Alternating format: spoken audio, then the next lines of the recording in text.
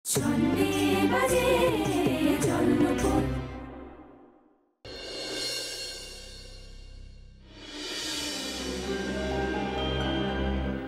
ব্যাপার অমর্ত? তোমরা পারির সন্দেহ করে যে এক জায়গায় গেলে, সেখানে পারিকে খুঁজে পেলে? পেলে পারিকে? তোমরা পারো। টেলিফোনের একটা গলা শুনলে পারির মতন গলা হয়তো, তোমরা অমনি ধরে নিলে সেটা পারি। চললে বাড়ি শুধু সব চললো ও বাড়িতে। শুধু শুধু একটা পরিবারকে অস্বস্তিতে ফেলা, শুধু শুধু, জাস্ট কোনো মানে নেই। আমার তো এখন যে চেষ্টাটা করছো, সেই চেষ্টাটা যদি যখন তুমি নিয়ে গিয়েছিলে তখন যদি তুমি ঠিক মতো বাড়িকে রাখতে, তাহলে তো এই ঘটনাটাই ঘটতো না। আজ যে তুমি হন্যে হয়ে বাড়িকে খুঁজে বেড়াচ্ছ, সেটা তোমাকে করতে হতো না। তুমি একবার ভেবে দেখো তো, আমাদের পরিবারের কথা ভেবে দেখো তো, বাড়ির সবাই যে এত এত অশান্তিতে দিন কাটাচ্ছে, সেই দিনটাও তাদের কাটাতে হতো না।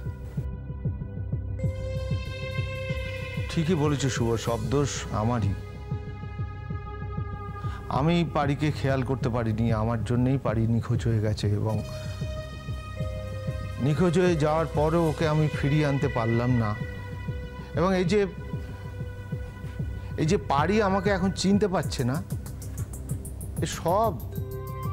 সব দোষগুলোই আমার, এটা আমি মেনে নিলাম। দাঁড়াও দাঁড়াও দাঁড়াও দাঁড়াও দাঁড়াও, মা কি বলছে? ও পারি ছিল ওটা? মানে তোমরা যেখানে যে বাড়িতে গেছিলে, ও বাড়িতে ওটা পারি ছিল? হ্যাঁ ছিল। এবার দেখো নতুন করে কিভাবে আত্মমন সানানো যায়। আবার তোমার নতুন একটা পথ খুঁজে পেতে হবে তো। না এতক্ষণ এক অ্যাঙ্গেলের কথা বলছিলে, এখন নতুন একটা অ্যাঙ্গেল পেয়ে গেলে এখন থেকে সেই অ্যাঙ্গেলেই কথা বলতে হবে। ঠিক আছে, আমার কথা বলাতেই যদি সবার এত আপত্তি থাকে, তাহলে আমি কথা বলবো না। আসলে বোনটা আমার তো দাদা হিসেবে কথাটা তাই এসেই যায়। তোমার কথা বলাতেই যে আপত্তি, এদিকে আগে বুঝতে পারোনি শুভ?